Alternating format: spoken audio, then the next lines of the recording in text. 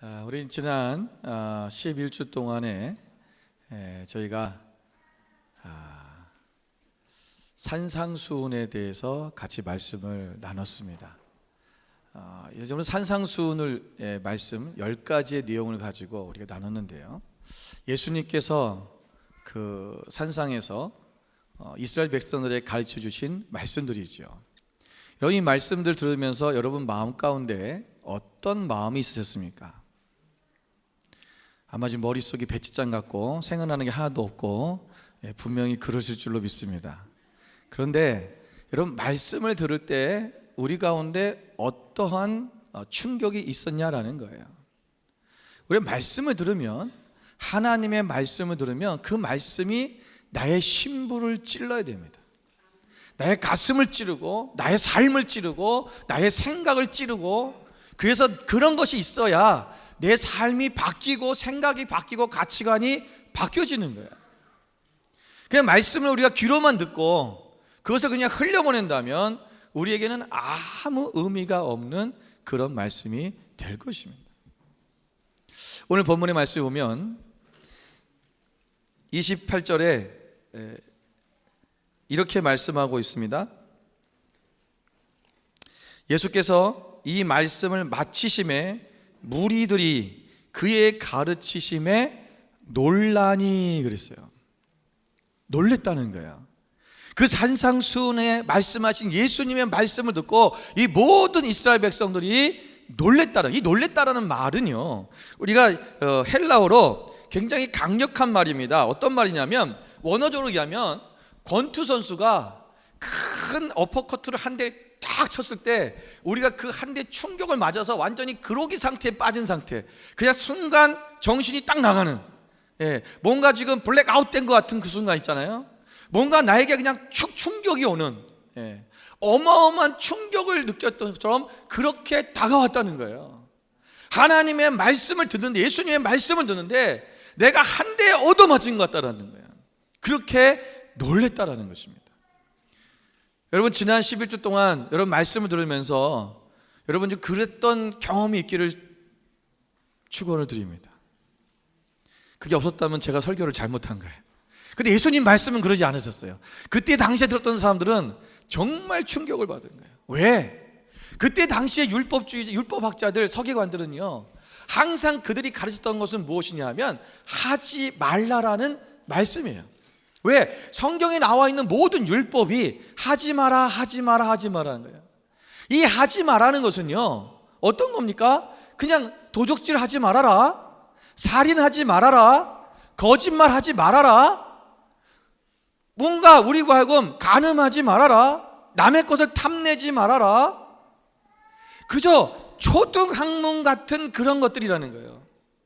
여러분, 우리가 이 초등학문이라고 하는 것이 뭐냐면 아주 기초적인 걸 얘기해요. 유치원에서 배우는 거. 여러분, 이거는 세상에서도 다 배우는 거예요. 여러분이 학교 다니면서 여러분 도덕 시간에 여러분 다 배웠어요. 지금은 뭐라고 하는지 모르겠어요. 저희 다닐 때는 도덕이었어요. 바른 생활, 정직해라, 거짓말하지 말아라, 남의 것을 훔치지 말아라, 무단횡단하지 말아라. 여러분, 이런 모든 것들은요 다 초등학교를 가르치는 거예요. 초등학문이라는 거예요. 그러니까 이 율법주의자들이 가르쳤던 그 초등학문적인 것들이, 그런 것만 듣다가 예수님께서 말씀하시는 것은 너희가 사랑해라, 너희 넓은 문으로 가지 말고 좁은 문으로 들어가라, 오른밤을 맞으면 왼밤도 들이대라, 겉옷을 달라면 속옷도 줘라. 뭔가 세상에서 말하고 있는 것과 반대적인 것들을 계속 얘기하고 있는 거죠. 도대체 이게 무슨 말씀이지? 한 번도 그들이 들어보지 못했던, 늘 하지 마라, 하지 마라, 하지 마라라는 그런 이야기만 들었다가 그들이 하라고 하는 이 말씀의 메시지를 듣는 순간 그들에게는 엄청난 충격이 왔다라는 것입니다. 여러분, 골로새서 2장 20절의 말씀에 보면 사도 바울이 이렇게 말합니다. 너희가 세상의 초등학문에서 그리스도와 함께 죽었거든 어찌하여 세상에 사는 것과 같이 규례에 순종하느냐.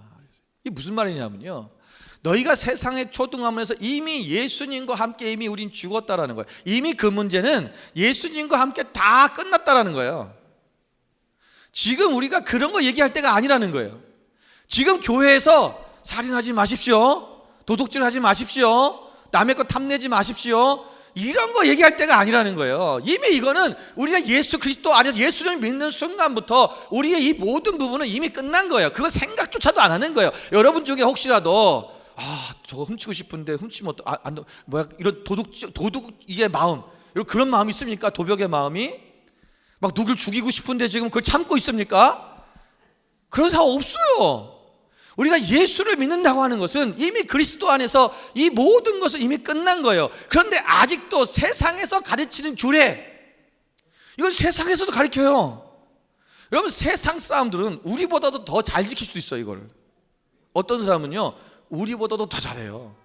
더 부모에 공경하고요, 더 살인하지 아니하고 남의 거 탐내지 않고요, 그렇게 법 없이 사는 사람들 많아요. 우리가 그걸 지키라고 말하는 거, 그것에 순종하고 그것만 순종하고 사는 삶을 산다면 그거는 세상과 뭘 다르겠냐라는 거예요. 그거는 기본이라는 거예요. 베이직이에요. 우리는 뭘 해야 되냐? 우리는 그리스도 안에서 이제는 하나님의 사랑으로 우리가 이제는 사랑을 베풀며 사는 삶이 된다는 거죠. 하는 삶으로 바뀌어야 된다는 거예요. 하지 않는 것이 아니라 하는 삶으로 바뀌는 삶이 되어져야 된다는 거죠. 여러분, 우리가 어떤 사람, 그런 사람이 있어요. 나는 다른 사람한테 피해를 준 적도 없고요, 나는 다른 사람에게 피해를 준 적도 한 번도 없고요, 또 나는 피해를 받고 싶지 않아요. 이런 사람 대부분이 뭐냐면 자기 의가 강한 사람들입니다. 자기의 의로 사는 거예요. 그러니까 나는 남에게 피해를 주지 않았다는 거죠. 여러분, 피해를 주지 않았다고 하는 것이 그를 사랑하는 건가요? 아니에요. 근데 오늘날 많은, 이게 세상 사람들의 생각이에요. 세상 사람들은 내가 남에게 피해를 주지 않았으니까 나는 착하게 살았어라고 생각을 해요. 아니요, 그건 착한 게 아니에요. 당연한 거지.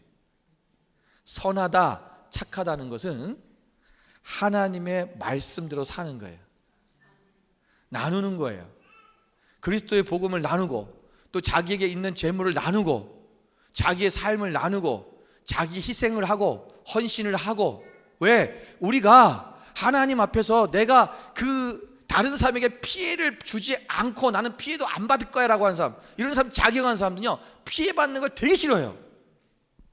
그래서 누군가를 위해서 희생하는 것 안 합니다. 헌신 절대로 안 하죠. 내가 왜 시간을 투자하고 내가 몸을 희생해서 내가 그런 일을 해야 돼? 라고 생각하는 거예요. 초등학문적에 이런 것에 잡혀있는 사람, 이것만 가지고 살아가는 사람들은 늘 이렇게 자기 의 속에 살아가는 사람이 되는 것입니다. 오늘 우리가, 여러분, 이 당시의 종교 지도자들, 율법주의자들, 서기관들은요, 다 이렇게 했어요. 근데 그들은요, 실질적으로 말만 한 거예요. 말로만 너희들 살인하지 말아라, 도둑질하지 말아라, 남의 것을 탐내지 말아라, 그렇게 말해놓고 자기들은 실제적으로 남의 것들을 다 착복하고 탐냈어요. 그들의 목적은 오직 부자가 되는 거예요. 돈을 많이 버는 거예요. 왜? 그 당시의 사람들은요, 부자는 천국에 들어간다고 생각했어요. 왜냐하면 하나님을 잘 믿는 사람은 하나님께서 축복하셔서 부자가 된다고 얘기한 거예요. 이게 기복신앙이에요. 이걸 기복신앙이라고 하는 거예요. 그게 이 당시 예수님이 살았던 그 당시에 있었던 율법주의자들, 그 당시 종교인들이 가지고 있던 사상이에요. 기복주의 사상입니다. 그래서 하나님을 잘 믿으면, 잘 믿는 사람은 하나님이 축복하셔서 부자가 된다 했기 때문에 그들은 하나님이 잘 믿는 사람이 되기 위해서 뭘 했냐면 부자가 되기 노력했어요. 거꾸로 그렇게 된 거예요.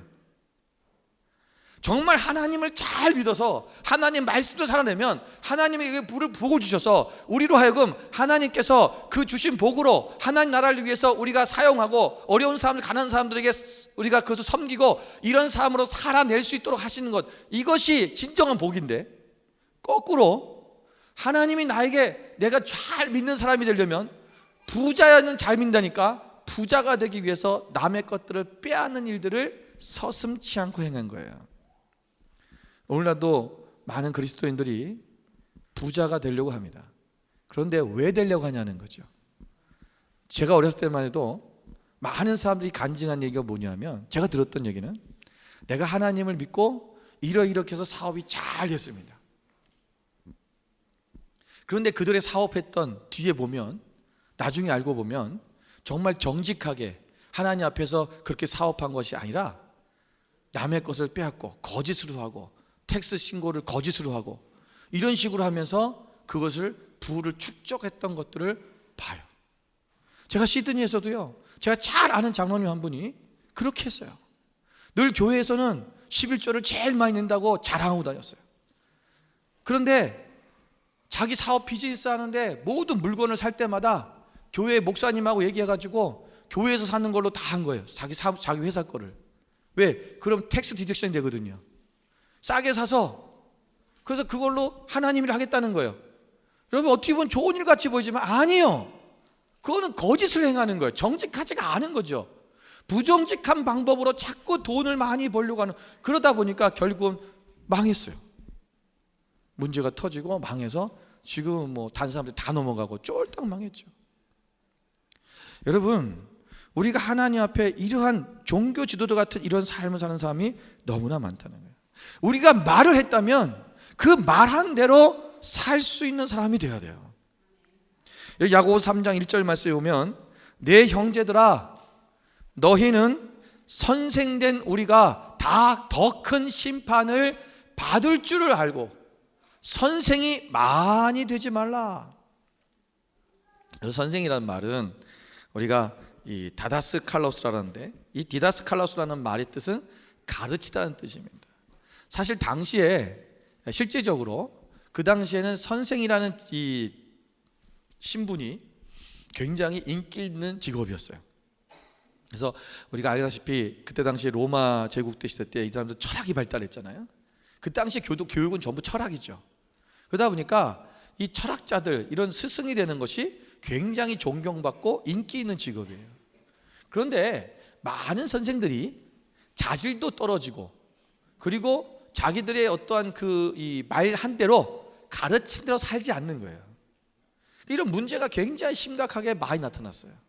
그래서 바울이 그 당시에 있는 그 사람들의 모습을 얘기하면서, 야고보도 얘기한 거지만 야고보서 그 얘기를 하는 거예요. 너희는 다 선생이 많이 되려고 하지 말아라. 왜? 여러분, 선생이 된 사람은 그가 가르치고 그 가르침대로 행하지 않으면 배우는 자보다 훨씬 더 큰 심판을 당하게 된다는 것 때문이었습니다. 말하면, 가르쳤으면 가르친 대로 살아야 됩니다. 여러분, 우리가 이 말씀에 야고보서 3장 1절 그 이후에 보면 2절의 말씀에 보면 말에 대한 얘기를 하고 있어요. 우리가 다 실수가 많으니 만일 말에 실수가 없는 자라면 곧 온전한 사람이라 능히 온 몸도 굴레 씌우리라. 우리가 말들의 입에 재갈 물리는 것은 우리에게 순종하게 하려고 그 온몸을 제어하는 것이라. 이런 말이, 타는 말을 얘기하는 거예요. 여기서는요, 여러분, 이 말을 제어하려면 뭐냐? 입에 재갈을 물리는 거죠. 그래야지만이 왜? 그 말을 컨트롤할 수 있어요. 제어할 수 있다는 거예요. 그 왜 입에다가 하느냐? 이 말이, 모든 우리의 말은 결국 우리의 삶의 인생을 좌지우지하는, 인생을 결정하는 것은 뭐냐면 말에 있다는 것입니다. 그래서 우리가 이 말에 실수가 없는 자라면 온전한 사람이라. 우리가 이 말의 실수를 정말 많이 하죠. 저도 이렇게 말을 내뱉었다가 하지 말을 걸 후회를 했던 적이 한두 번이 아니에요. 그때 좀만 참을 걸, 그때 말하지 않고 있었다면 얼마나 좋았을까. 그런데 그 내뱉은 말은 주워 담을 수가 없어요. 이미 떠난 거예요. 그 말이 때로는 사람에게 상처를 주기도 하고, 때로는 그 어떤 말이 그 사람의 인생을 바꿔놓기도 하고, 어떤 우리의 그 말이 때로는 그 사람, 어떤 그 환경과 어떤 상황 속에서 어떤 그 사람들의 모든 것들을 바꿔놓는 그런 일도 있어요. 우리가 이 말을 참 조심해야 된다는 것입니다. 그래서 그 3절 이후에 가면 뭐라고 얘기했냐면 우리의 말은, 우리의 혀는 배의 키와 같다. 우리가 배를 타면은 이 배를 조종하는 키는 아주 작아요. 이 작은 키 하나가 큰 배를 움직여가는 거죠. 방향을 조절하는 거예요. 우리의 말은, 우리의 혀는 그거와 같다는 것입니다. 여러분, 말을 조심하십시오. 말을 할 때 여러분 믿음의 말을 하십시오. 여러분, 어떤 사람은 하는 말 족족 믿음이 없는 불신의 말만 하는 사람이 있어요. 안 돼요, 할 수 없어요. 여러분, 우리가 안 돼요, 할 수 없어라는 것은 우리가 어떤 환경이나 상황이나 우리가 가지고 있는 것 때문에 안 된다는 거거든요. 내가 그 환경과 상황을 보고 내가 안 된다고 한다면 우리가 믿고 있는 것은 뭐냐면 그걸 믿고 있는 거예요. 우리의 환경과 상황을 믿고 있는 거죠. 우리의 문제를 믿고 있는 거예요. 아니요, 우리가 정말 하나님 앞에서 우리가 할 수 있다라고 하는 것은, 내가 믿음의 고백을 할 수 있는 것은 오직 예수님만 바라볼 때 되는 거예요. 하나님의 말씀을 신뢰하는 거죠. 그 말씀이 내가 가르치신 그 말씀으로 될 수 있다라고 해서 믿고 나아가는 거예요. 그걸 날마다 우리의 입으로 선포하셔야 됩니다. 우리 입에는, 말에는 권세가 있습니다. 그래서 여러분이 말로 나는 안 돼 그러면 늘 안 되게 돼요. 그 사람은 당연히 안 됩니다. 근데 하나님 안에서 나는 할 수 있어, 나는 돌파할 수 있어, 나는 이겨낼 수 있어, 나는 이 문제를 극복할 수 있어 라고 하나님 안에서 그 믿음으로 나아가는 거예요. 그런데 여러분, 제가 이 말하다 갑자기 생각나는 게 있어요. 여러분, 부정적인 것, 하나님 앞에 죄 짓는 것을 하면서 그 결단하시면 안 됩니다. 무슨 얘기인지 알죠? 하나님이 원하시지 않는 일을 하면서 그래 나는 할 수 있어 이러면 안 된다는 얘기예요. 혹시 또 그럴까 봐. 아니, 꼭 이런 얘기를 하면요, 그런 분들이 있어요. 부정적인 걸 행하면서 그래 나는 목사님이 할 수 있다면 한다 해서 할 수 있어, 그리고 또 그거를 또 믿음으로 선포하는 사람이 있어요. 아니에요. 여러분, 그 부분은 이미 우리가 초등학문이라 했어요. 이미 그건 끝난 거예요. 제발 그런 거 갖고 기도하지 마세요. 지갑을 주셨는데 주님 이걸 어떻게 해야 될까요? 그거를 아주 깊이 기도하는 사람이 있어요. 주님이 주신 겁니까? 다시 돌려줘야 됩니까? 실제로 있어요. 심지어 저한테 물어본 사람도 있어요. 부정적인 거를 행하면서 저한테 꼭 전화를 해요. 목사님, 이런 일이 있는데 제가 어떻게 하면 되겠습니까? 어떡하긴, 그걸 하지 말아야지. 뻔한 건데 물어봐요. 왜 그래요? 마음속에 하고 싶은 갈등이 있는 거예요. 근데 그 허락을 나한테 받고 싶은 거죠. 목사가 하라 그러면 이제 목사님이 하라면 괜찮겠다 생각하는 거죠. 여러분, 그런 건요 절대로 물어보는 게 아니에요. 그거는 하나님 앞에서 물어볼 거 아니에요. 기도할 제목도 아니에요. 이미 성경에 나와 있는, 여러분, 하나님의 음성을 우리가 듣는데 성경에 나와 있는 답은 묻는 게 아니에요. 그거 묻는 거 아닙니다. 이미 하나님 대답해 줬잖아요. 여기 답이 있는데 계속 얘기해 달라고 하는 거예요. 줬잖아, 너한테. 말씀에 있는 대로만 항하면 돼요. 근데 말씀에 없는 거, 그거 내가 물어볼 때 기도하는 거예요. 하나님 앞에, 하나님 어떻게 해야 될까요?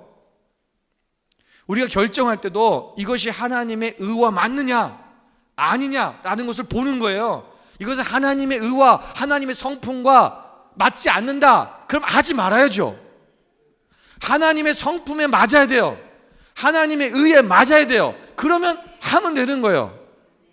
그거 놓고 기도하는 거예요. 그런데 이것이 다 중요해. 하나님의 일인데, 다 의로운 일인데 어떤 걸 해야 될까요? 또 어떻게 해야 될까요? 라고 묻는 거예요. 그때 기도하는 거예요. 내가 예를 들면 선교를 가는데 하나님 터키를 가야 될까요? 요르단을 가야 될까요? 이 기도해야죠. 왜? 그거는 성경에 없어. 그래서 선교는 가는 건 물어볼 필요 없어요. 하나님이 가라 하시면 가면 돼요. 어디를 갈 거냐? 그거 정해야 될 거 아니에요. 우리가 하나님 앞에서 하나님이 나누라 그랬을 때 우리 하나님 나눠야 될까요 말까? 이거 기도하는 거 아니에요. 누구한테 나눠야 될까요? 뭘 나눠야 될까요? 그거 기도하는 거예요. 여러분, 우리가 하나님 앞에서, 여러분, 이런 하나님의 사람들이 자꾸 이 말에 대한 부분들을 실수를 많이 해요. 우리가 주님 앞에서 여러분 이 말을 조심하시기 바랍니다. 여러분 잠언서 15장 28절의 말씀에 보면 의인의 마음은 대답할 말을 깊이 생각하여도 악인의 입은 악을 쏟느니라 그랬어요. 여기 쏟는다는 말은 뭐냐면요, 생각 없이 얘기한다는 거예요. 네. 여러분 우리가 물을 쏟을 때 이 쏟아진다는 것은 이거 생각할 시간이 없는 거예요. 왜? 생각이 없는 거죠. 그러니까 시간이 없는 거예요. 바로 나온다는 거예요. 쏟는다는 것은. 네. 그러니까 의인은 대답할 말을 항상 깊이 생각한다. 여러분 진정한 그리스도인들은, 하나님의 자녀들은요, 여러분 말을 하실 때, 누군가 대답을 할 때 항상 깊이 기도하면서 생각하면서 얘기해야 돼요. 내 감정과 나의 생각으로 인해서 이 감정이 흥분된 상태에서 확 쏟아내버리면 쏟아내는 거예요. 생각 없이 쏟아나오는 거죠. 나중에 주워 못 담아요. 네. 여러분 그것이 사람들의 마음을 얼마나 힘들게 하고 아프게 하고, 심지어는 어떤 경우는 사람을 죽이는 경우도 돼요. 그래서 네가 형제에게 나가라, 이게 뭐요? 야, 이 바보 같은 놈아, 이런 뜻이에요. 이렇게 너희가 욕한 것만 해도 살인한 것이다 그랬잖아요. 여러분 자녀들에게, 여러분 특히 남편에게, 아내에게 여러분 살리는 말을 하십시오. 치열업하는 말을 해줘야 돼요. 예. 당신은 그거밖에 못해? 예. 당신은 그거밖에 못 벌어? 맨날 그런 얘기 하니까 그거밖에 못 버는 거예요. 예. 당신은 할 수 있어. 당신은 성공할 수 있어. 당신은 성부가 될 수 있어. 당신은 잘할 수 있어. 당신은 좋은 아빠가 될 수 있어. 당신은 좋은 남편이 될 수 있어. 여러분 그렇게 얘기해 줘 보세요. 그러면 좋아지게 돼 있어요. 저희 사람은요, 뭐 제가 팔불출 같지만 지금까지도 제가 설교를 하고 나면 항상 저한테 칭찬을 했지, 한 번도 제 설교에 대해서 타박한 적이 없어요. 에이, 왜 설교를 그따구로 해요? 그렇게 하면 안 되잖아요. 뭐 표정은 좀 그랬고, 뭐 이런 얘기 안 해요. 어떤 목사님도 제가 만나보면요, 사모님들이 아주 미치겠대. 설교만 하고 집에 가면 사모님들이 그날 분석해갖고 아널리즈 하는 거예요. 그래서 뭐 오늘 뭐가 잘못됐고, 뭐 시선 처리가 잘못됐고, 뭐 톤이 좀 이상했고, 뭐 말씀에서 뭐 그 부분이 이렇게 하면 안 되는데 했고, 그거를 다 요목조목 모니터링 해주는 사모님이 있으시대요. 그 목사님들이요, 목회 못합니다. 그걸 사모님들이 도와주는 것처럼 생각하는데 도와주는 게 아니에요. 벌써 이게 여러분, 내가 가장 사랑하는 내 옆 사람이 나를 죽여버리면 다 죽는 거예요. 그날로 힘이 쫙 빠져요. 저희 사람은요, 항상 오늘 말씀 너무 좋아서 해요. 좋지 않았을 때도 그래요. 내가 생각해 내가 안 좋았는데 막 좋았대. 그럼 괜히 기분이 좋죠. 그럼 또 잘하려고 하는 거예요. 더 잘해야지. 그런 거예요. 여러분 아내가 음식을 개떡같이 해놨어. 정말 맛이 없어. 이게 무슨 맛인지 몰라. 그냥 물을 먹는 게 나아. 근데 여러분 이게 무슨 맛이야? 아무 맛도 안 되네. 그 타박을 하면요, 음식하기 싫어지는 거예요. 네가 해먹어라 이러지 이제. 근데 참 맛있다.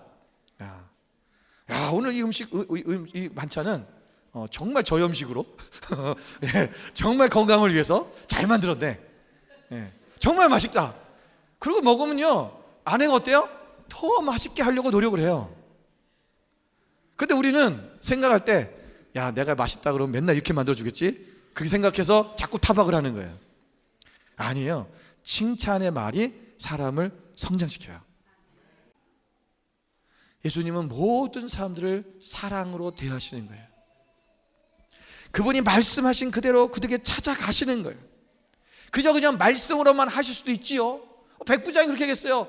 당신이 말씀으로만 하여도 우리 하인이 날 줄로 나는 믿습니다. 오시지 않아도 됩니다. 예수님께서는 그 백부장의 그 고백을 들으면서 내가 유대인 중에서도 이스라엘에서 이만한 믿음을 본 적이 없다.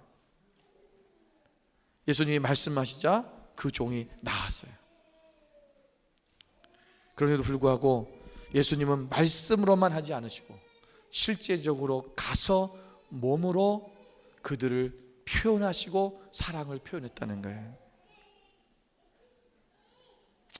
여러분, 오늘 그 뒤에 19절부터 22절, 23절까지 죄송합니다. 8장 14절부터 뒤에 있는 17절까지의 말씀에 보면 예수님께서 베드로의 집에 들어가셔서 그 베드로의 장모가 열병에 앓아 누운 것을 보시고 그의 손을 만지시니 열병이 떠나갔다. 그리고 그 집에서 많은 사람들이 귀신 들린 자들 또 예수님께 오고 또 많은 병든 자들이 예수님께 와서 다 고침을 받았다는 거예요. 여러분 여기에 말씀해 보면 그 다음 12절이 중요합니다. 17절 이는 선지자 이사야를 통하여 하신 말씀에 우리의 연약한 것을 친히 담당하시고 병을 짊어지셨도다 함을 이루려 하심이라. 여러분 예수님은 인간의 몸으로 오셨어요. 어떤 사람이 그래요? 예수님이니까 문둥병자를 만져도 문둥병이 옮지 않겠지. 예수님은 하나님의 아들이시니까 예수님이 병자들을 이렇게 만져도 그들과 같이 있어도 병이 옮기지 않겠지. 그런데요, 예수님은 하나님의 아들이시지만 이 땅에 오실 때는 완전한 인간으로 오신 거예요.